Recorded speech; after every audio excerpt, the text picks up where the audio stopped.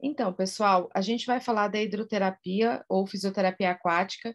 É um tema que está lá no edital, né? É separado, em destaque. Então, a gente tem que tomar cuidado, prestar atenção aqui em alguns detalhes. Na prova que eu passei para vocês de 2002, tinha lá, né, conteúdo de hidro. E vamos passar os pontos principais, tá? Então, o que a gente tiver, o que a gente puder passar de ponto principal, que é aquilo que a gente vê que aparece mais nas provas. Então, só para a gente começar, fisioterapia aquática, também chamada de hidroterapia ou hidrocinese-terapia, ela vai realizar, né, exercícios terapêuticos utilizando os princípios físicos da água e os efeitos fisiológicos da água no organismo. Então, objetivo, né, prevenção, também tratamento de doenças, vai estar relacionado e vai ser abrangido aqui pela fisioterapia aquática, tá? Bem, uma sessão de fisioterapia aquática, ela pode ser composta de várias fases, envolvendo principalmente aquecimento, alongamento, exercícios específicos e relaxamento. Então, olha só, pessoal, essa sequência aqui, especialmente aquecimento, exercícios específicos, que é a série principal, e relaxamento, é algo que é bem interessante da gente ter como princípio, e é a base do tratamento na hidro e também a base do tratamento em fisioterapia cardiovascular e respiratória. Então, preconiza-se, né, nessas áreas que a gente sempre comece com o aquecimento, esse aquecimento, então, vai ativando a musculatura, né, o sistema cardiovascular, sistema respiratório. Depois vem os exercícios específicos ou a série principal, que pode ser fortalecimento, que pode ser condicionamento físico, vai depender, lógico, de cada caso, e pode ser também o alongamento, quando a gente pensa, né, em ganho de amplitude de movimento. E, por final, preconiza-se também que faça o relaxamento, ou seja, que a gente busque já empregar técnicas que vão, então, voltando o corpo da pessoa ao estado anterior, né? Para que ela, a hora que for sair da piscina, ela possa, então, sair com um estado fisiológico mais calmo, né? Em relação a batimento cardíaco, a frequência cardíaca, respiratória e assim por diante. Então, só para chamar a atenção, isso também é a base para o tratamento na fisioterapia respiratória e também na fisioterapia cardiovascular, na reabilitação cardiovascular. Então, só já para complementar esse assunto. Várias técnicas podem ser utilizadas na hidro. O principal, normalmente, é a cinesioterapia, tá? Então, a gente usa, né, a chamada hidrocinesioterapia. A sessão ela pode ser individualizada ou em grupo, né? Mais pessoas para um fisioterapeuta. Também vai depender da rotina do serviço e da necessidade de acompanhamento. Então, por exemplo, no SARA, como é que funciona hoje, né? As sessões de fisioterapia aquática, elas são realizadas com um fisioterapeuta, vários pacientes, todos do mesmo quadro, né, de doença, vamos dizer assim, lesão medular, doença ortopédica, pediatria, assim por diante, mas o SARA pede, por exemplo, para que entre um acompanhante dentro da piscina junto com o paciente, tá? Então, embora seja um fisioterapeuta, né, para vários, tem essa questão do acompanhamento. E daí tem serviços diferentes que funcionam de forma diferente. Estou falando para vocês só para vocês saberem o que acontece lá. E vários acessórios, equipamentos de hidroterapia também podem ser utilizados durante o tratamento. Então, aqui tem alguns exemplos: flutuadores, aquatubes, caneleiras, tornozeleiras, palmares, coletes. Então, o mais variado possível, equipamentos para serem usados dentro da piscina. Quando a gente fala em fisioterapia aquática, a gente pensa muito na piscina terapêutica. E beleza, esse aqui vai ser o nosso foco. Mas só para vocês saberem, né, que na literatura, né, que a gente pega, muitas literaturas colocam como sendo fisioterapia aquática também a crioterapia, as duchas terapêuticas, as compressas frias e quentes, o banho de contraste e o banho de imersão, que pode ser no próprio turbilhão, tá? Deixa eu só anotar aqui no próprio turbilhão. Então, para chamar a atenção, porque eventualmente pode aparecer alguma questão lá no meio, às vezes uma frase, né, no meio de uma questão, para a gente saber, então, que não é só a piscina terapêutica, embora a piscina terapêutica seja o nosso foco aqui, é o que normalmente cobram, tá? Quando a gente estuda a hidro, então, a gente leva em consideração algumas propriedades físicas e os efeitos fisiológicos. Então, essa parte aqui, gente, é a parte mais importante, é a parte que mais cai nas provas, tá? Quando a gente pensa, então, né, nessas propriedades, a gente vai levar em consideração a densidade relativa, a flutuação, a pressão hidrostática, a viscosidade, o fluxo, a temperatura e o torque. A gente vai falando de algumas propriedades aqui. Eu trouxe destaque mesmo, gente, para aquelas que mais caem. Então, por exemplo, densidade relativa. Diz respeito à densidade do corpo e à densidade da água. E aí diz respeito, né, àquelas questões que, por exemplo, alguns objetos flutuam e outros afundam. Então, é uma questão de a densidade para a gente levar em consideração. Normalmente, né, depende da composição corporal, a pessoa tende mais a flutuar ou tende mais a afundar. Então, quanto mais massa muscular, massa óssea a pessoa tiver, mais ela vai afundar. Quanto mais tecido adiposo essa pessoa tiver, maior vai ser a tendência dela flutuar. Mas isso aqui cai muito pouco, então eu nem trouxe em destaque para vocês. Eu vou dar destaque mesmo para, quer dizer, eu nunca vi uma pergunta de densidade relativa, eu acho. Mas eu vou dar mais destaque para vocês aos pontos que mais caem, tá? Eu tenho aqui, gente, esse compactozinho, né? Esse, não vou chamar de mapa mental, um resumo, um memorex, que fala dos principais pontos, tá? E depois a gente vai explorar também, mas eu sugiro que esse aqui seja a base da revisão de vocês. Sabe aquilo que a gente guarda para poder fazer revisão, poder relembrar? Esse aqui acho que deve servir de uma boa base. Então, vamos lá. Densidade relativa vai ser a relação entre a massa e volume do corpo e a água. A densidade relativa da água é 1.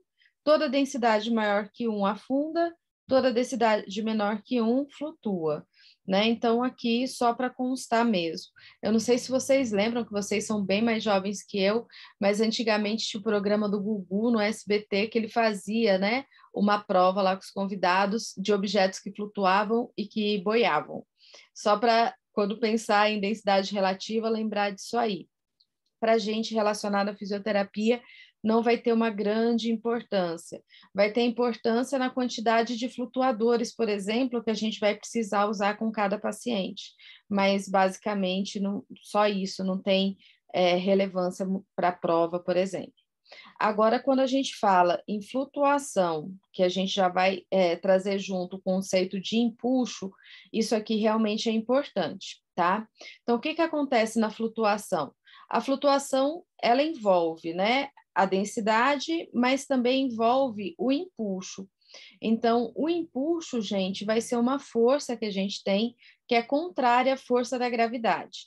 Então, por exemplo, quando a gente está dentro da piscina, né? Aqui está o corpinho.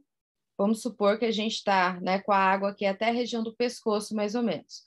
A gente continua sofrendo a ação da força da gravidade, sim, mas a gente também tem a ação da força do empuxo, que é uma força de baixo para cima, e esse empuxo, gente, faz com que o nosso corpo pareça mais leve. Todo mundo aqui já deve ter entrado numa piscina, né, gente? Mesmo que não tenha sido a piscina terapêutica, e sabe que o corpo fica mais leve. Tanto que, por exemplo, a gente sempre faz aquela questão, né? Brinca com uma criança, ou mesmo com um adulto, de carregar a pessoa de um lado para o outro e tal. E se você fosse fazer isso fora da água, não conseguiria. Então, o conceito de empuxo, né, é essa força que vai agir contra a gravidade. Quanto mais funda for a piscina, maior o empuxo. Então, se eu tô com água aqui pelo pescoço, gente, como está nessa desenho que eu fiz, o empuxo é grande, tá? Agora, se eu pegar, né, e tiver com água aqui, mais ou menos na altura da cintura, o meu empuxo ele é menor. Então, quanto maior a profundidade, maior o empuxo. E qual que é a importância disso para a fisioterapia? Depois a gente vai detalhar. Então, isso, gente, costuma cair das provas com uma certa frequência, porque o empuxo diminui a carga sobre as articulações, diminui o peso, tá? Diminui a compressão articular. Então, por exemplo, pacientes que precisam fazer, por conta da doença que ele teve, menos descarga de peso, uma das formas de trabalhar com maior tranquilidade com esse paciente é dentro da piscina. Por quê? Porque a própria ação da água diminui a descarga de peso sobre aquela estrutura. Vamos pensar num pós-operatório aí de uma cirurgia de fêmur. Então, é uma propriedade que a gente pode utilizar, tá? Pacientes com artrose, o empuxo é interessante, porque diminui a carga na articulação. Agora, se a gente pensa, né, em situações onde a gente precisa de carga, onde a gente precisa de impacto, talvez a piscina não seja o mais recomendado. Então, para osteoporose, por exemplo, tá? Pensando em casos não extremos, casos medianos de osteoporose. Para melhorar, né, a mineralização óssea, é importante fazer descarga de peso. Então, a piscina não seria tão interessante para a osteoporose, por quê? Porque esse peso, essa descarga de peso está diminuída. Mas para pós-operatório, para pacientes que tenham, né, dificuldade de tomar peso em pé, ela é bem interessante justamente por diminuir. Outra propriedade que cai muito nas provas é a pressão hidrostática. Então, a pressão hidrostática é uma pressão que age ao redor de todo o corpo que está dentro da água. Então, se eu pegar aqui também, fizer o corpinho, essa pressão, ó, ela vai estar agindo ao redor do corpo, tá, pessoal? Ao redor do corpo. E quanto mais fundo, né, tiver a parte do corpo, então, por exemplo, o pé, a gente está em pé, o pé está no fundo da piscina. Quanto mais fundo tiver a parte do corpo, maior a pressão hidrostática. Então, a pressão hidrostática vai ser maior embaixo e menor em cima, certo? E qual que é a importância disso? Então, isso aqui é importante, gente, porque favorece, tá? Melhora o retorno venoso e melhora o retorno linfático. Então, essa seria a parte importante que a gente tem relacionada à pressão hidrostática. Por quê? Menor pressão em cima, maior pressão embaixo, menor pressão em cima, favorece justamente, né, a circulação no sentido centrípeto, né, da periferia para o centro, e isso melhora o retorno. Qual que é o cuidado que a gente tem que tomar com a pressão hidrostática? Doença cardíaca, né, insuficiência cardíaca e doença renal, insuficiência renal.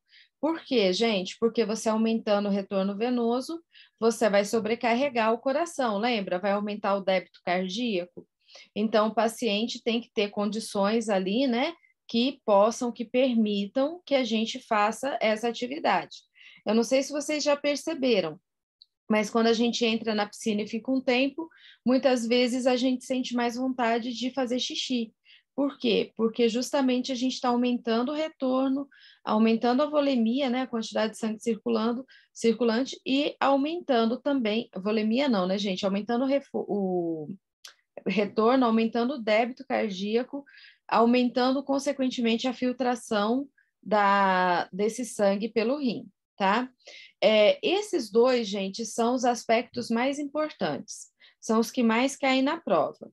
Existem outros? Existem. Então, por exemplo, existe também a viscosidade.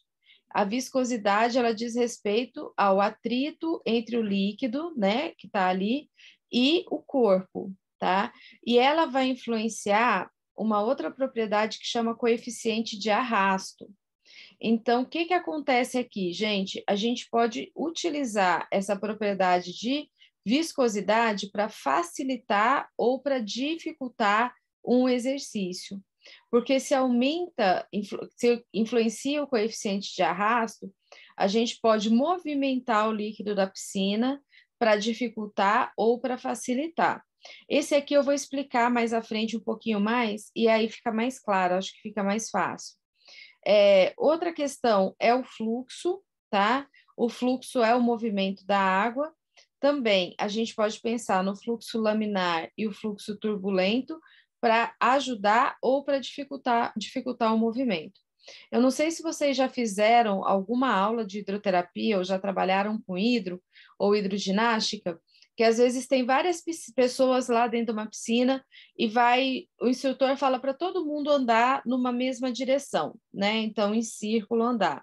Quando a gente está andando na mesma direção, a gente tem um fluxo laminar que vai ser formado ali. Aí o instrutor fala assim: para agora e anda para o lado contrário. Quando a gente anda para o lado contrário, vai ser muito mais difícil, porque esse fluxo ele fica turbulento. E isso pode ser utilizado também, tá? Com outros, ligados a outros princípios, para que a gente facilite ou dificulte.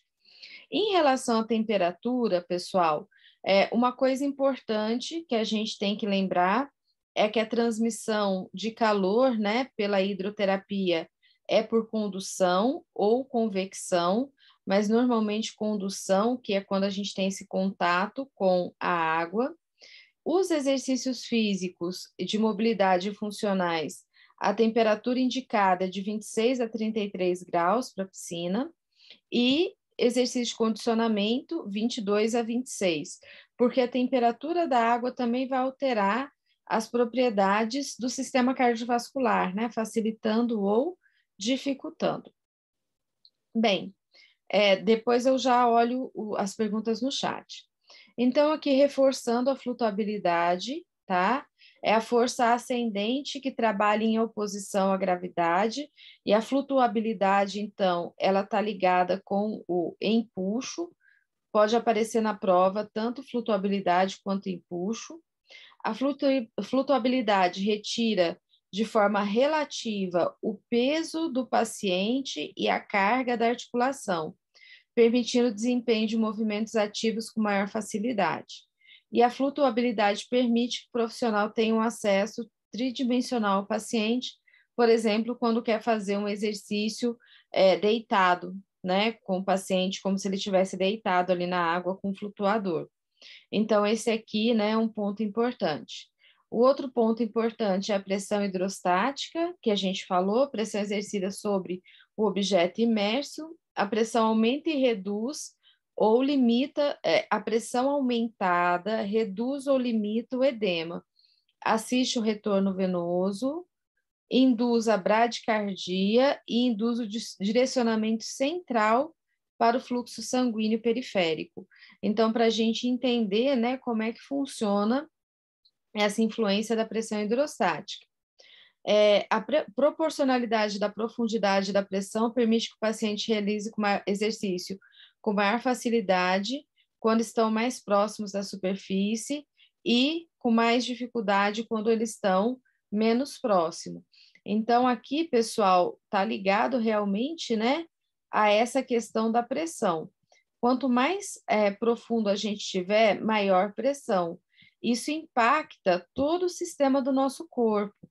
Então, por exemplo, a pessoa que está até o água, né, vamos colocar aqui na altura do pescoço, ela está sofrendo essa pressão, que beleza, ajuda o retorno venoso, mas por outro lado, gente, aumenta o trabalho cardiovascular dela, o trabalho do pulmão, porque essas forças estão comprimindo a caixa torácica. Se a pessoa tiver já, né, na piscina mais rasa, então o trabalho vai ser facilitado. Eu não vou ter essa compressão ligada à compressão da caixa torácica. E aqui, então, é isso que essa afirmativa está trazendo, tá? Esse material aqui eu tirei da atualização mais recente que a gente tem do Kisner, tá bom? Bem, a viscosidade está relacionada com o atrito que ocorre entre as moléculas do líquido, resultando em resistência. Então, podendo facilitar ou dificultar, tá? A viscosidade da água, então, cria resistência aos movimentos ativos. Um braço de alavanca mais curto resulta em aumento da resistência, já explico. Durante os exercícios de resistência manual, a estabilização proximal de um membro faz com que o paciente realize mais trabalho, e a estabilização do membro distalmente requer menos trabalho. Então, quando a gente pensar aqui, né, nessa questão da viscosidade, a gente vai ter, né, como possibilidade aumentar ou diminuir a resistência, tá? Então, se eu estou fazendo um exercício com resistência manual, se eu pego, né, mais próximo ao membro, a gente vai fazer um trabalho aumentado, o paciente vai ter que fazer mais força. Se eu pego mais distalmente, o paciente vai ter que realizar menos força. E isso aqui é um princípio que usa muito numa técnica de fortalecimento, que é o BED-Ragaz. Eu não sei se alguém conhece, já fez curso, mas é muito utilizado justamente esse princípio para o paciente fazer menos ou mais trabalho. E também a viscosidade permite aumentar a área de superfície do movimento da água, aumentando então a resistência.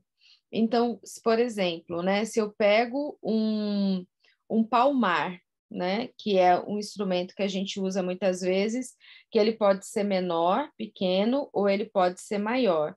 Quanto maior for esse palmar, então a área de superfície, né, que o movimento vai fazer, mais resistência eu vou ter, justamente porque eu mexo com esse líquido, com essa viscosidade, e eu aumento a resistência à medida que eu mexo mais esses líquidos, tá? Então, só para exemplificar, né? Se eu faço exercício só com a minha mão, eu tenho uma resistência. Se eu faço o exercício com um palmar pequeno, eu tenho uma resistência maior, porque eu aumentei nessa área. Se eu faço exercício com um palmar maior, grande, né? Eu aumento ainda mais a resistência ao movimento. Então, essas são as três propriedades, entre aquelas que a gente falou, que ganham uma importância maior, uma relevância maior e tem aplicabilidade aqui, né, em relação à fisioterapia. No Kisner também, gente, ele coloca a questão da tensão superficial, que é algo que eu pessoalmente vi pouco aparecendo, mas como está no livro, né, na atualização mais recente, eu achei interessante colocar aqui. Então, o que que diz a tensão superficial? A superfície de um líquido age como uma membrana sob tensão. A tensão superficial é medida como a força por unidade de comprimento. Então, por exemplo, se eu fico com a mão espalmada assim, né, na água, a minha mão, a água tem uma tensão superficial, imagina você dentro da piscina, que vai ajudar a manter seu membro ali apoiado, tá? Então, o membro que se move na superfície realiza mais trabalho que o membro mantido embaixo d'água. Por quê? Se eu tenho que movimentar a partir aqui da superfície, eu vou ter que vencer mais a tensão superficial do que se eu estivesse movimentando embaixo d'água. E a gente também pode usar equipamentos na superfície da água para aumentar a resistência. O palmar é um exemplo deles, tá? Que foi aquele que a gente colocou ali atrás, que pode ser, então, um exemplo a ser utilizado, beleza? Depois eu coloco já as perguntas de vocês. Bem, nesse sentido, a gente vai ter também, né, a hidromecânica, que compreende as propriedades físicas e as características do líquido em movimento. E na hidromecânica fala-se muito em fluxo laminar, fluxo turbulento e arrasto. Então, só para a gente separar aqui um pouquinho. Eu dificilmente vejo, pessoal, eles cobrando essas questões assim de propriedade mecânica, propriedade física, propriedade térmica, mas vamos lá, né? Vamos colocar. Então, o fluxo laminar, todas as moléculas se movem paralelas entre si, o movimento é mais lento. No fluxo laminar, então, a gente vai ter, né, um fluxo mais coeso e o movimento vai ser mais fácil. No fluxo turbulento, as moléculas não se movem paralelas entre si, os movimentos normalmente são mais rápidos. Então, no fluxo turbulento, a gente tem a alteração do sentido aqui do movimento das moléculas. Algo que eu, como terapeuta, posso fazer na água, movimentar na água, justamente para dificultar o movimento do paciente. Essa questão de movimentar na água, a gente gerar essa turbulência, é bem interessante para trabalhar, para trabalhar equilíbrio, tá? Então, é uma forma que a gente tem de Desequilibrar. Quando está no fluxo laminar, o paciente está mais equilibrado. Quando coloca o fluxo turbulento, ele fica mais instável, né? Movimentos antigravidade e tal, e aí, então, é uma forma da gente trabalhar e estimular o equilíbrio. E a outra questão, né, que está ligada ao fluxo é o arrasto, que é o efeito cumulativo da turbulência e da viscosidade do líquido agindo sobre um objeto em movimento. Então, o arrasto, pessoal, eu trabalho também de algumas formas. Por exemplo, se eu, terapeuta, vou na frente e o paciente anda atrás de mim, então eu estou nesse sentido aqui, ele vai ter esse movimento facilitado. Eu vou quebrando a barreira da água na frente dele e ele vai aqui atrás de mim como um vácuo, né? E para mim vai ser mais difícil. Se eu pego e coloco, né, o paciente na frente e eu vou andando atrás dele, aí eu gero o efeito contrário. Ele vai fazer mais força, porque ele vai ter que quebrar, né, essa resistência da água, a viscosidade, e além disso, ele vai ter que trazer o peso do meu corpo junto. Então, só para a gente entender como que isso pode ser aplicado dentro da hidro, né, dentro da cinesioterapia. Também, pessoal, se eu andando atrás do paciente pego e gero, por exemplo, fluxo turbulento, então começo a movimentar a água atrás dele, além de ser mais difícil porque ele vai ter que fazer mais força, vai ser mais difícil porque ele vai ter que manter o equilíbrio. Então, o que que acontece aqui? Essas propriedades que a gente falou, elas são utilizadas justamente para que a gente possa trabalhar com esse paciente, para que a gente possa estimular, né, esse paciente, para que a gente possa aplicar a teoria na prática, no dia a dia, tá? Então, significados clínicos do arrasto, complementando.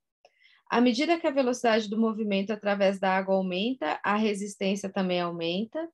O movimento da água que passa pelo paciente requer que esse trabalhe mais intensamente para manter a sua posição na piscina, por exemplo, se ele for na frente. A aplicação de equipamentos como luvas, palmares e botas aumenta o arrasto e a resistência conforme o paciente se move pela água. Então, resumindo aqui, pessoal, vou voltar aqui atrás. Essas propriedades, né, são justamente as propriedades que ganham importância para a aplicação do exercício terapêutico, tá?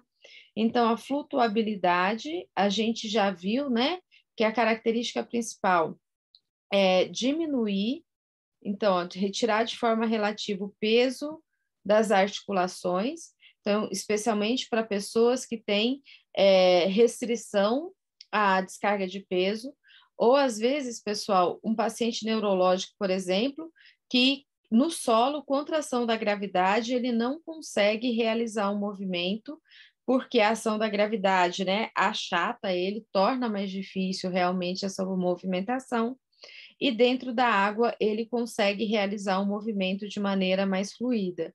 A flutuabilidade a gente usa nesse sentido, assim como a gente pode utilizar, por exemplo, com o paciente deitado, né, boiando, que a gente fala, algumas técnicas tanto de fortalecimento quanto de relaxamento. Então, vou falar de novo. O Bad-Ragaz é uma técnica de fortalecimento que a gente usa o paciente, a gente faz com o paciente deitado, os principais exercícios. E o Otsu é uma outra técnica, aí o Otsu não é de fortalecimento, o Otsu é de relaxamento, que normalmente a gente faz, então aplica essa questão da flutuabilidade. Pressão hidrostática. Então, a vantagem é para trabalhar o edema, tá? E assim, é, o detalhe, e esse detalhe aqui eu acho importante, porque dependendo da forma como a banca coloca numa questão essa frase, ela gera confusão, tá? Então, a proporcionalidade da profundidade da pressão permite que o paciente realize exercício com maior facilidade quando estão mais próximos da superfície. Então, as estruturas que estão mais próximas da superfície, ou, né, se a gente tem uma piscina menos cheia facilita os movimentos do paciente em relação à pressão hidrostática, que é essa pressão que está incidindo de maneira tridimensional em todas as partes, tá? Então, essa pressão é lateral. Só fazer um adendo, pessoal. O empuxo é uma força vertical e a pressão hidrostática é uma força lateral, tá? No corpo. Em relação à viscosidade, a viscosidade aumenta, cria resistência. Então, se eu pegar, né, e aplicar os princípios da viscosidade, eu posso aumentar ou diminuir a resistência, gerando, né, essa questão realmente desse atrito das moléculas com a resistência ao fluxo, com os movimentos que a gente vai fazer. E aqui, só para chamar atenção, braço de alavanca mais curto resulta em aumento da resistência, tá? Durante os exercícios de resistência manual. Guarde isso aqui também, porque é uma frase que, dependendo da forma como aparece nas provas, pode confundir, mas também lembra da nossa aula de alavanca, né? Lembra? Quando o braço da alavanca é mais curto, aumenta a resistência. Quando o braço da alavanca é mais longo, diminui o peso, né? Vamos colocar assim, a resistência e o movimento fica mais fácil. A tensão superficial, então, ela diz respeito, né, a essa tensão que o líquido proporciona na superfície, tá? Então, quando o braço está aqui em cima, por exemplo, e o membro que se move na superfície realiza mais trabalho que o membro mantido embaixo d'água. Isso pelo princípio da tensão superficial, tá? Mas aí, gente, é contrário, por exemplo, à pressão hidrostática, né? Quanto mais funda a pressão hidrostática, mais difícil. Então, esse princípio da tensão é válido se a gente usar equipamentos aí para fazer o exercício e esse equipamento próximo à superfície. Em relação ao fluxo, então, que a gente falou, fluxo laminar facilita, fluxo turbulento dificulta, e o arrasto vai ser justamente a soma da viscosidade com o fluxo, e a gente pode utilizar para dificultar, para treinar equilíbrio, por exemplo, tá bom? Então, gente, aqui só para a gente trazer um pouquinho mais de detalhe, ilustrar, né, a questão da flutuação. Então, lembrar sempre que a gente tem a força da gravidade agindo para baixo, a flutuação agindo para cima, tá? E aí essas forças, elas se anulam, dependendo das características que a gente falou, de densidade, de profundidade da piscina, e a pessoa tende, por exemplo, a flutuar, tá? Isso nem sempre acontece com todo mundo, né, gente? Se a gente perguntar aqui mesmo, vão ter pessoas que afundam e pessoas que boiam, tenho certeza. A pressão hidrostática aumenta com a profundidade da água, mas é constante no mesmo nível. Então, ó, aqui mostrando mais ou menos 15% de pressão na região do joelho, 50% na região do quadril, abdômen, baixo, 90% na região do pescoço, se a gente pensar da água tá até esse determinado nível, tá? Então, quanto mais fundo a gente tiver, maior vai ser a pressão. Só para ficar bem claro em relação a isso. Falando do torque, então, o conceito de torque apresenta a capacidade de rotação de uma força quando ela é aplicada a um sistema de alavanca. A aplicação desse conceito no ambiente aquático pode ser demonstrada pela interação entre a força de empuxo e o posicionamento do corpo na água. A interação implica o conhecimento da posição do centro de gravidade e do centro de flutuação do corpo. Então, o torque, pessoal, ele vai estar ligado à possibilidade de rotação do corpo em relação à água e das articulações também. Então, para a gente ter ideia, né, a gente deve conhecer onde está o centro de gravidade. O centro de gravidade, a gente falou, né, que está mais ou menos na altura aqui, um pouco abaixo do umbigo, né, vai ser mais ou menos aí na altura da segunda vértebra sacra, e o centro de flutuação, ele está um pouco mais alto. Então, como a gravidade está mais baixa e a flutuação está mais alta, a gente tende a deslocar para frente, a inclinar para frente, né? Então, ter essa força aplicada em relação, né, a essa flutuação. E aí, pessoal, pensem, né? Vocês, imagina você dentro da piscina, você já deve ter feito isso, que é mais fácil, então, a gente subir essa região de embaixo e essa região de cima se deslocar para frente. É justamente por quê? Porque a gente tem pontos diferentes. Isso aqui, quando aplicado, é mais aplicado em relação à possibilidade de treino de equilíbrio, né, da desestabilização desse centro de gravidade. E também, pessoal, vai estar mais ligado às questões de uso ou não de flutuador, se vai precisar ou não vai. Lembrando que quanto maior, mais elevado que for o nível da piscina, maior vai ser essa tendência desse desequilíbrio acontecer. Então, da gente ter essa relação dos movimentos rotacionais, né? Tender à rotação. Deixa eu só ver aqui direitinho que a colega comentou sobre lei de Pascal e de Arquimedes, tá?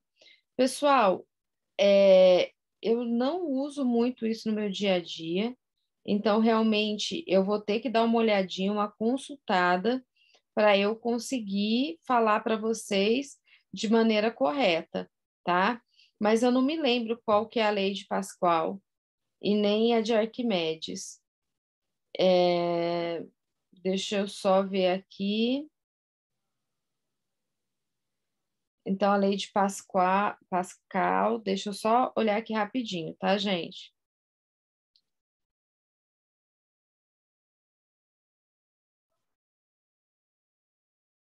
Ah, tá. Então, ó, o princípio de Pascal é o princípio físico elaborado pelo físico e matemático Ana Pascal, que estabelece que a pressão aplicada num ponto de um fluido em repouso transmite-se integralmente a todo o ponto do fluido. Eu vou ter que dar uma olhadinha, gente, como eu não vejo isso todo dia, é a pressão hidrostática, né? Ai, ótimo, excelente, obrigada. É isso que aqui realmente que eu estava vendo, porque estabelece que a pressão aplicada num ponto, ele é igual para todos os pontos, Pascal, hidrostática, e do Arquimedes, então, é a flutuabilidade?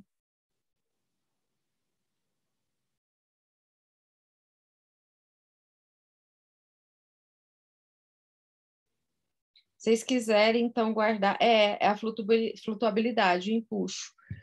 Tá certinho. Então, se vocês quiserem guardar assim, gente, o princípio de Pascal está ligado à pressão que o corpo sofre, né, quando imersão ao redor, assim, das estruturas, que é a pressão hidrostática. Eu acabei de olhar aqui, e o de Arquimedes está ligado, então, à flutuabilidade, que é aquela questão que leva em consideração tanto o empuxo quanto a densidade, né? Lembra que para flutuar, gente, a gente tem que relacionar o empuxo e a flutuabilidade. Isso, quanto mais fundo tiver o membro, maior a pressão. Então, foi o que a gente mostrou aqui, né? Se a gente tem uma altura de água até o joelho, a pressão é de 15 lá, né, embaixo no pé.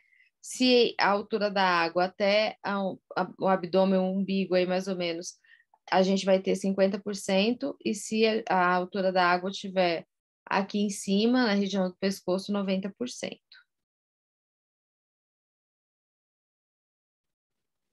Bem, dos pontos principais, gente, era isso aqui, daí vamos aproveitar então para acrescentar o conhecimento que a colega nos trouxe, perguntou.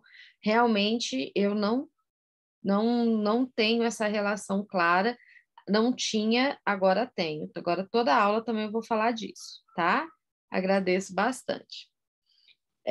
Depois, então, gente, vem a questão dos efeitos fisiológicos, né?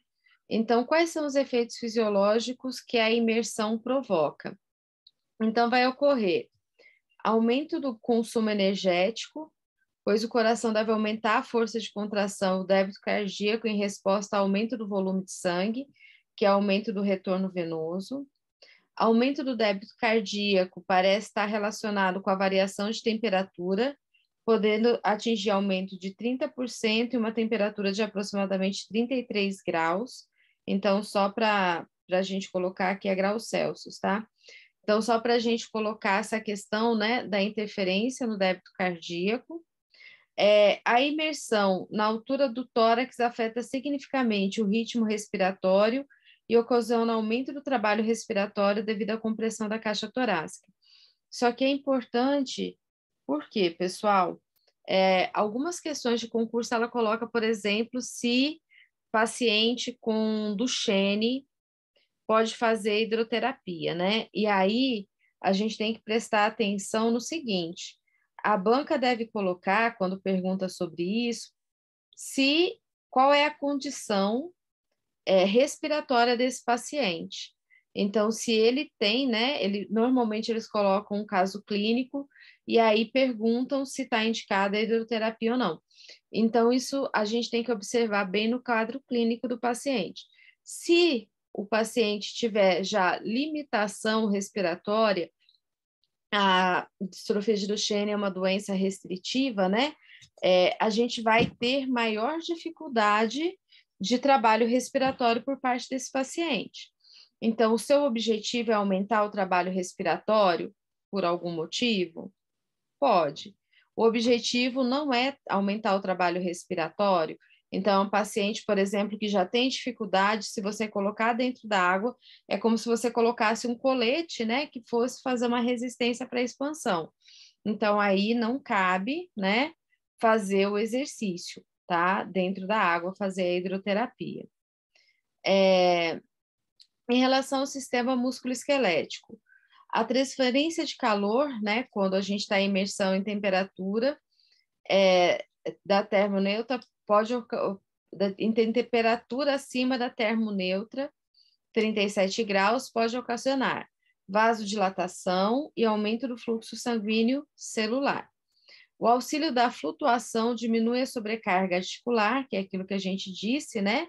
Então, relacionado ao sistema músculo-esquelético, favorece uma atuação equilibrada dos músculos, proporciona ambiente de fácil movimentação em relação ao solo, tá? E pode potencializar a realização de exercício que não seria possível no solo, principalmente em indivíduos com limitação de força e movimento. Então, quando a gente pensa, né, no sistema músculo-esquelético, a gente vai pensar que a gente pode ter efeitos aqui, dependendo da temperatura da água, maiores ou menores, de vasodilatação e aumento de fluxo sanguíneo muscular, e que a gente também pode aplicar, principalmente os princípios da flutuação, do empuxo, para trabalhar com menor descarga de peso, tá? Então, quando a gente tem indicação de diminuir a descarga de peso por algum motivo. Bem, nesse sentido, em um ambiente de pouca descarga de peso, o terapeuta pode utilizar equipamentos como flutuadores e aumentar a resistência durante o movimento. Então, beleza, está fazendo menos descarga e ao mesmo tempo eu posso usar equipamentos que vão provocar resistência, promover resistência e promover fortalecimento, mesmo com pouca descarga de peso, tá? Eu acho isso aqui muito importante, principalmente se aparece na prova, por exemplo, reabilitação e pós-operatório de fratura, pós-operatório de prótese, de joelho, de quadril, eu acho bem interessante essa questão da hidroterapia. Também pode favorecer o condicionamento muscular com corridas subaquáticas, com o uso de a caminhada, uso de bicicletas, sem o risco de lesões por sobrecarga articular. Então, são os efeitos principais que a gente observa quando a gente pensa no sistema músculo-esquelético. Sistema renal. Vai ter um aumento do fluxo renal, que ocasiona liberação de creatinina, Ainda, a distensão atrial esquerda diminui a atuação simpática no sistema renal, o que vai aumentar o transporte de sódio tubular. A excreção de sódio aumentada gera uma parte do efeito diurético da imersão. Então, né, efeito renal da imersão vai ser a diurese, vai aumentar, tanto pelaquela questão que eu tinha dito antes, né, do retorno venoso otimizado, como também por essas características que já estão sendo descritas aqui. Ao que parece, né, ao que tudo indica, os hormônios reguladores do rim também são afetados e há uma supressão do hormônio antidiurético. Então, se diminui o hormônio antidiurético, aumenta a diurese, né? Isso porque vai ter aumento da pressão venosa, do retorno venoso, e isso vai ocasionar a excreção de sódio e potássio e aumento da diurese. Então, esse é o ponto, né, que sempre vai impactar. Também, os mecanorreceptores cardiopulmonares e os barorreceptores arteriais também são ativados com o aumento do volume sanguíneo, contribuindo para a liberação do fator natriurético atrial e, consequentemente, aumentando a diurese. Então, o que quer dizer isso aqui, gente? Os mecanorreceptores e os barorreceptores percebem que aumentou o débito cardíaco, certo? E uma das consequências do aumento do débito cardíaco seria o aumento da pressão arterial. Então, para equilibrar esse aumento da pressão arterial, a gente vai ter respostas também renais que ajudam no controle da pressão para não deixar a pressão subir tanto, tá?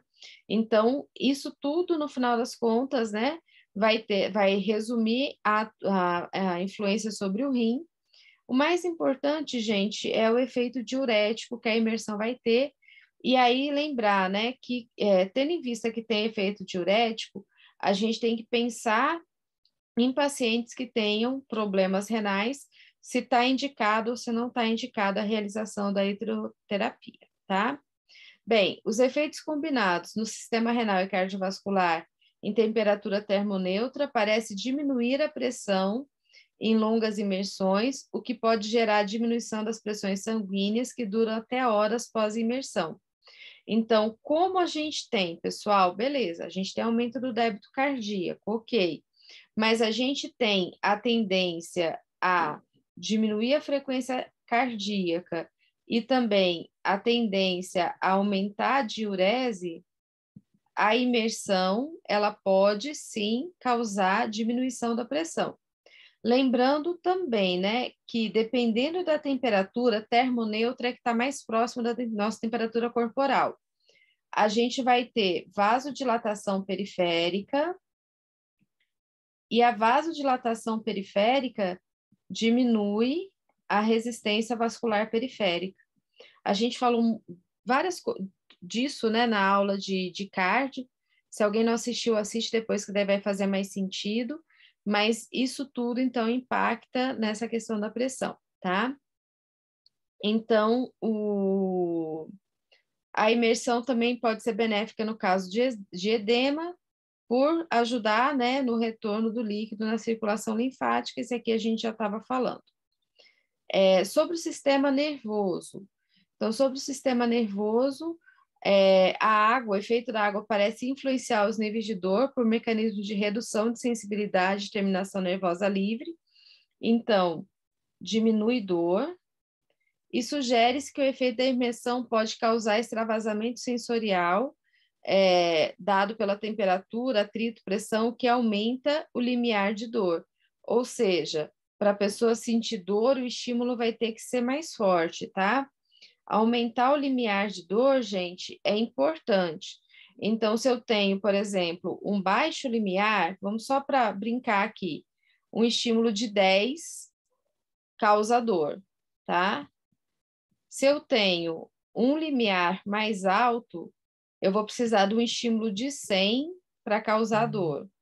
100 estímulos, tá? Aqui é só para a gente ilustrar, né, essas questões aqui relacionadas, então, a esses efeitos do sistema nervoso. O efeito, então, gente, seria a analgesia, tá? tanto por estímulo nas terminações nervosas, como por aumentar o limiar de dor. Também é possível, né, a gente ter relaxamento do tônus muscular, que pode ser devido à vasodilatação, à diminuição da sobrecarga, benéfico nos casos de espasticidade ou tensão muscular exagerada, como consequência de problemas ocupacionais, por exemplo, tá? Então, a gente também pode ter diminuição de tônus com água quente. Então, se esse for o objetivo. Quando a gente falar de crioterapia, a gente também vai ressaltar essa questão da crioterapia para diminuir o tônus. O mecanismo, né, vai ser um pouquinho diferente, mas a água quente também ajuda. E aqui, para a gente já ir finalizando, pessoal, a gente tem a questão das técnicas específicas, tá? Então, ó, enquanto técnica específica, a gente pode utilizar a hidrocinésio terapia. E o que seria isso? Seria a cinesioterapia dentro da água, tá? Então, recomendações gerais, né? Deve ser feito exercícios dentro do limite álgico, lembrando que normalmente o paciente tem diminuição desse limite álgico, né? Quando ele está dentro da água, ou melhor, tem aumento do limite álgico, ele não sente tanta dor, tá, gente? Para, por exemplo, ganhos de ADM, descarga de peso, né? Porque o peso vai estar diminuído. A gente pode fazer auxílio da flutuação ou não, posições de extremidade de ADM disponível na articulação, então a gente pode ganhar ADM mais facilmente dentro da água. Pode-se trabalhar com a direção do movimento e com o uso de aparelhos. E aqui eu trouxe só para ilustrar alguns exemplos, né, para quem de repente não tem tanta experiência, não viu. Então, o que a gente pode fazer, pessoal, dentro da água, os exercícios. Então, exercício ativo, o paciente sozinho, o uso de um flutuador, de um peso, então, né? Por exemplo, aqui a pessoa está em pé, tá vendo onde está o nível da água aqui? E ela está segurando aqui, certo? E daí ela agacha. Normalmente isso aqui é para ganhar ADM de ombro, tá? Eu sei que isso não vai provavelmente cair na prova, mas só para ilustrar, para não ficar tão no imaginário, tá bom?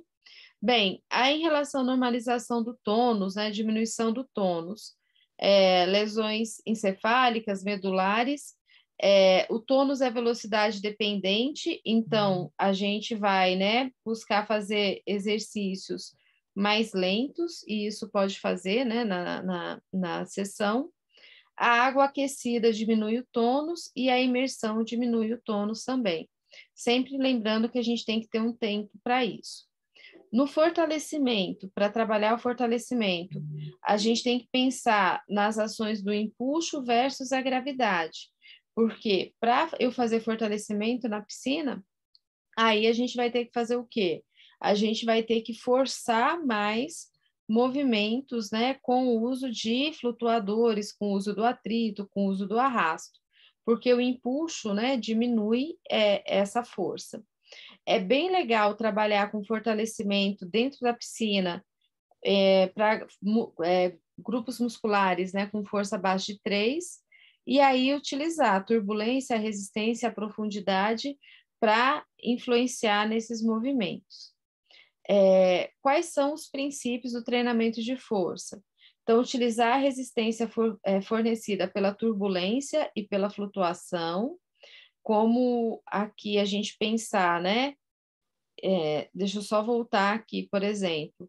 Se eu tenho, por exemplo, aqui, beleza, eu estou trabalhando ADM, mas se eu fosse pegar esse halterzinho e baixar, então a flutuação que é dada, né, pela tensão superficial da água e pelo halter, que está aumentando a superfície, ela vai dificultar a execução desse movimento de abaixar ele, e aí eu consigo trabalhar melhor com fortalecimento.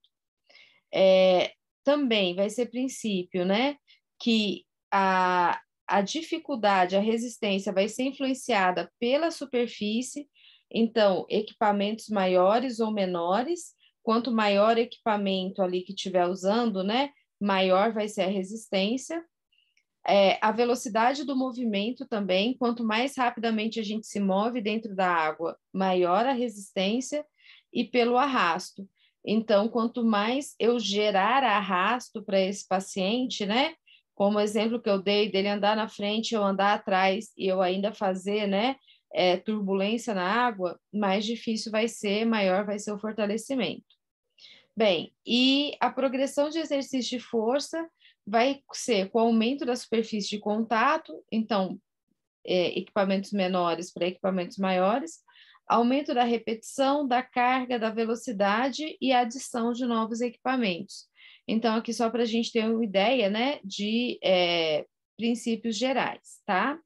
Bem, fundamentação. Possíveis tipos de exercício. A gente pode fazer exercício em cadeia cinética aberta e cadeia cinética fechada, e a gente pode usar o isométrico, o excêntrico ou o concêntrico. Então, da mesma forma que a gente usa fora, a gente usa dentro, tá? Aqui, por exemplo, a gente está fazendo um exercício onde o paciente tem que baixar o espaguete lá no chão. Então, a gente vai ter uma resistência na hora de descer, certo? Certo. Na hora de subir, pessoal, a gente também vai ter uma ação interessante quando está dentro da água, por quê? Porque ele tem que subir mais controlado. Então, muitas vezes a gente trabalha melhor as duas fases de movimento. Eu sou suspeita porque eu gosto muito de hidro, demais. Eu acho que, assim, é fundamental, né? É importantíssimo, a gente tem muito a ganhar. Então, por isso que eu falo, né, que muitas vezes a gente otimiza o exercício. Aqui tem outros exemplos, tá, gente, de atividades que podem ser feitas, e aqui eu trouxe realmente mais para ilustrar, né, para a gente ilustrar como que a gente pode utilizar, então, o uso da caneleira, o uso de acessórios, o uso de bolas, piscinas bem adaptadas, né, tem degraus para a pessoa sentar, fazer exercício sentado e assim por diante. Bem, continuando falando então desses princípios, né? É interessante a gente pensar na fisioterapia aquática como indicação para pessoas que não conseguem fazer marcha no solo. Então, elas não conseguem andar no solo. Isso porque a gente tem alívio do peso, então isso pode tanto refletir na questão que a gente disse das possibilidades de descarga de peso por conta de uma contraindicação, ali uma restrição num pós-operatório, como também a gente pode pensar no paciente que tem fraqueza, né? Então, o paciente que está fraco, o peso vai ser menor, tá? A progressão de sustentação se dá pela diminuição da profundidade. Então, para a marcha, gente, para a questão do peso, né, pelo empuxo, o que acontece? Lembra? Quanto mais fundo, maior empuxo. Então, quando eu estou numa piscina mais rasa, eu tenho menor empuxo, consequentemente, desculpa. Consequentemente, o paciente faz mais trabalho, né? É mais difícil para ele. Quando eu estou na piscina mais funda, em relação a essa questão, aí o paciente vai fazer mais trabalho, tá? E isso favorece demais a transferência para a atividade em terra. Então, muitas vezes a gente consegue desenvolver padrões de marcha, padrões de passo, fortalecimento dentro da água e que depois facilita também esse ganho, essa execução quando o paciente estiver fora da água. Aqui também vários exemplos, gente, marcha convencional, marcha educativa, né, que pode utilizar pontos chaves, pé, joelho, quadril, pelve, cintura, que nem a gente faz no solo, lateral, de costa, cruzada, aí o mais amplo possível. Com giro, corrida variada, né, então treino intervalado, uma parte mais devagar, uma parte mais rápida, com resistência ao deslocamento pelo uso, né, dos acessórios, e também a gente pode trabalhar a ênfase em fases da marcha, seja a fase de apoio ou a fase de balanço. Aqui só alguns exemplos também, né? Aqui fazendo, simulando o passo com a flutuação, com o flutuador, e aqui a gente já usando, né, mais arrasto, não está aparecendo aqui muito bem, e aqui um outro arrasto. Equilíbrio e propriocepção também podem ser trabalhados, né, no meio aquático. A adaptação da propriocepção e equilíbrio no meio aquático, ela já começa quando a gente entra na água, e aqui aí funciona o contrário, né, gente? Quanto mais fundo a gente estiver na água, mais difícil o equilíbrio, não é? Porque maior vai ser aquela tendência daquele torque da flutuação, lembra? Então, quanto mais fundo a gente estiver, mais difícil vai ser de manter o equilíbrio. E a gente pode trabalhar de diversas formas. Pode trabalhar segmentos ou de forma global, cadeia cinética aberta, fechada. Pode trabalhar com propriocepção, percepção do movimento e fazer progressões do trabalho. Então, um exemplo, né? Paciente sentado, depois o ortostatismo, prono e supino, isso com flutuador, tá, gente? Com auxílio do físio, com uso de boias, flutuadores, pranchas, bolas, balanços, materiais subaquáticos de step, de cama elástica, deslocamentos, então tudo isso pode ser trabalhado. Aqui só dando um exemplo, né? Não sei se vocês conseguem ver, mas aqui tem uma cama elástica, aqui ele está com pé de pato, aqui ele está abaixando a prancha ó, com uma perna e com a outra, então isso aqui é dificílimo. E aqui fazendo o treino realmente com bastão, movimentando, trabalhando os giros. Então, tudo isso pode ser trabalhado também. Então, nessa parte aqui, pessoal, eu trouxe para vocês a questão da gente realmente relacionar com as atividades, né, do solo com as atividades da água. Já vamos para o chat, tá? E a gente faz a cinesioterapia. Então, do mesmo jeito que a gente trabalha exercício de ADM, exercício de fortalecimento, exercício resistido, no solo a gente pode trabalhar na água, usando as propriedades da água para nos ajudar. Então, acho que é esse o ponto, né? Usar as propriedades da água para nos auxiliar. E aqui passando as técnicas principais. Então, as técnicas principais que a gente tem é o Bad Ragaz, o Halliwick, o Otsu e o Water Pilates, que eu, na verdade, nem coloquei aqui na aula, gente, porque o Sara não usa isso não, tá? Então, o Bad Ragaz, ele usa flutuadores, resistências diagonais e padrão de movimento. O Bad Ragaz, gente, é o PNF na água. Então, a facilitação neuromuscular proprioceptiva, aquele que a gente chamava antigamente de método Cabot, é o PNF na água. O Halliwick, vou falar um pouquinho mais dele porque ele costuma aparecer mais, tá? Então, ele foi criado há muito tempo, a ênfase era recreativa e ela tem sido usada por muitos terapeutas para tratar crianças e adultos com enfermidade neurológica. Tem um programa, pessoal, de 10 passos. Então, isso aqui é o ponto mais importante do Halliwick. Eu já vi prova cobrando essa questão dos 10 passos, assim, colocando, fazem parte dos 10 passos Halliwick, colocando aqui algumas delas. Mas isso é muito raro. Para mim, o mais importante aqui é lembrar que o Bad Ragaz é o PNF na água, trabalha com diagonal, né? Trabalha com movimento de ponto-chave e tal. O Halliwick era um método recreativo que começa na hidroterapia, vai até natação para os pacientes que têm potencial para isso e que tem um programa de 10 pontos, tá? Aqui vale a pena a leitura, então leiam com calma para vocês irem, né? Só entendendo esses nomes, caso apareça na prova, vocês vão ver que são nomes que vocês já viram, ideia é ligar à memória, né? Mas a gente vai ter adaptação mental, desprendimento, controle e rotação transversal, controle da rotação sagital, controle da rotação longitudinal, controle da rotação combinada, empuxo, equilíbrio e mobilidade, deslizamento turbulento e programas simples e movimentos básicos de natação. Então, o objetivo da técnica era justamente começar com um programa individualizado, mais ligado à hidroterapia mesmo, e depois evoluir para a natação, principalmente utilizado para crianças com paralisia cerebral, tá? Então, é o principal público que tem do Halliwick, do método. E, por último, a gente tem o Otsu. O Otsu já vai ser o shiatsu na água. Então, está mais ligado ao relaxamento, é uma forma de massagem, de relaxamento na água feito com uma pessoa e outra. Então, o que que eu guardaria daqui, gente? Bad Ragaz, PNF, com uso de diagonais. O Haluik, recreativo, PC, 10 passos.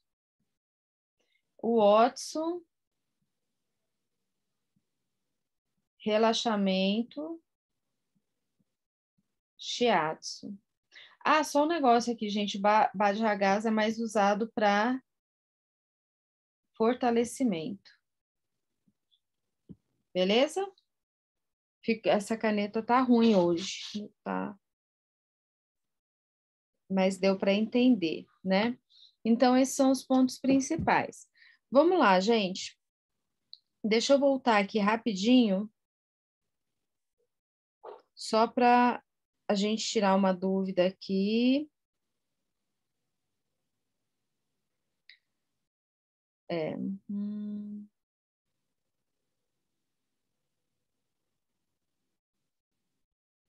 A colega perguntou a questão do aumento ou diminuição da frequência cardíaca. Então, normalmente a gente vê que causa bradicardia, diminuição.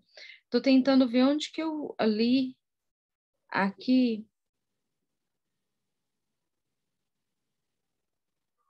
Mas a resposta é muito dinâmica, né, gente?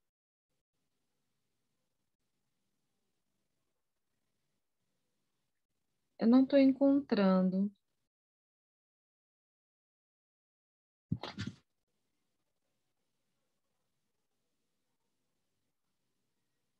Espera só um pouquinho, tá?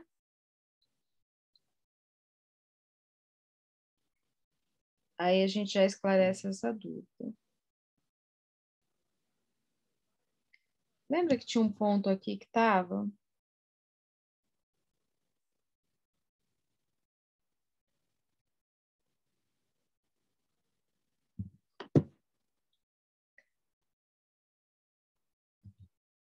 Ah, indicações e contraindicações.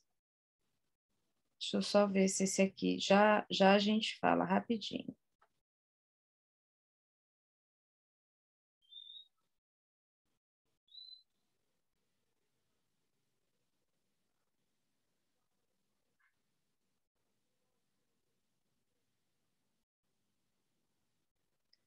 Eu vou passar aqui para vocês, gente, o artigo que eu acho bem interessante da onde eu tirei, tá?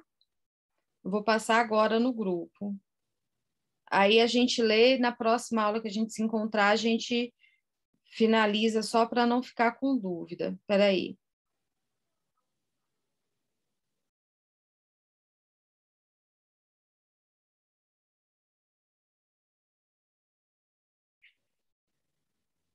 Efeitos fisiológicos da imersão e do exercício na água. Aí tem o efeito sobre o sistema renal, respiratório, sobre o sistema cardiovascular.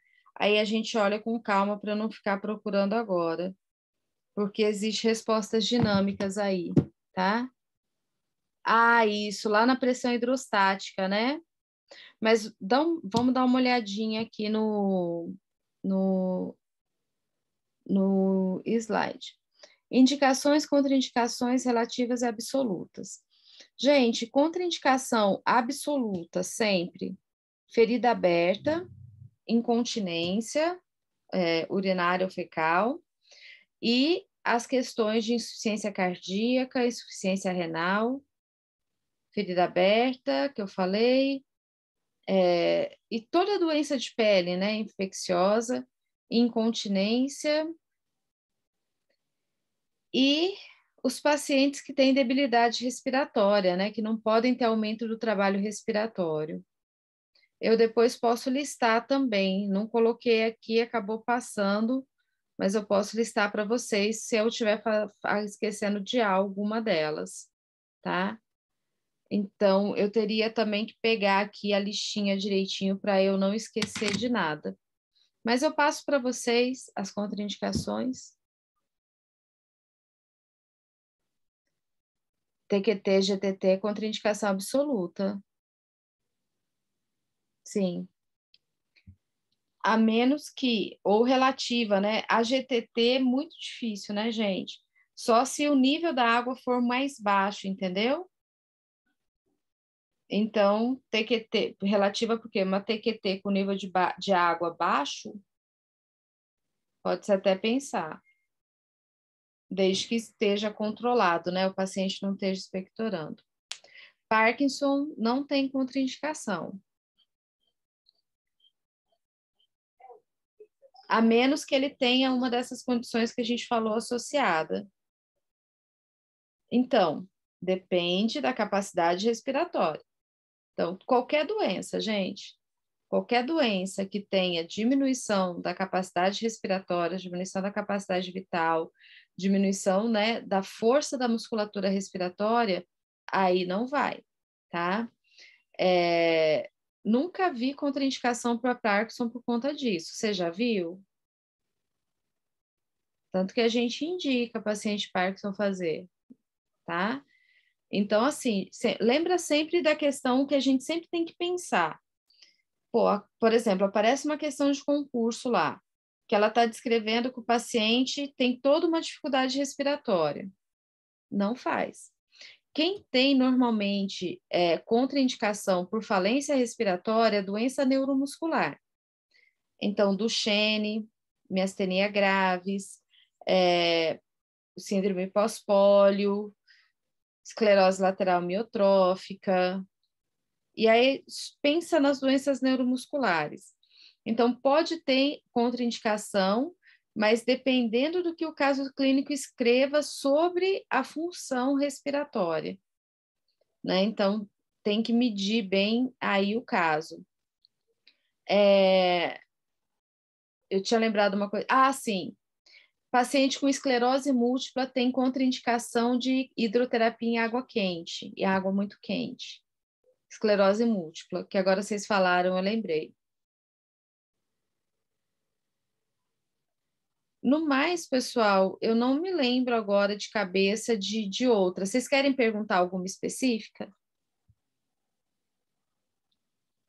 Só vou interromper aqui a gravação para quem for assistir depois. Nós tiramos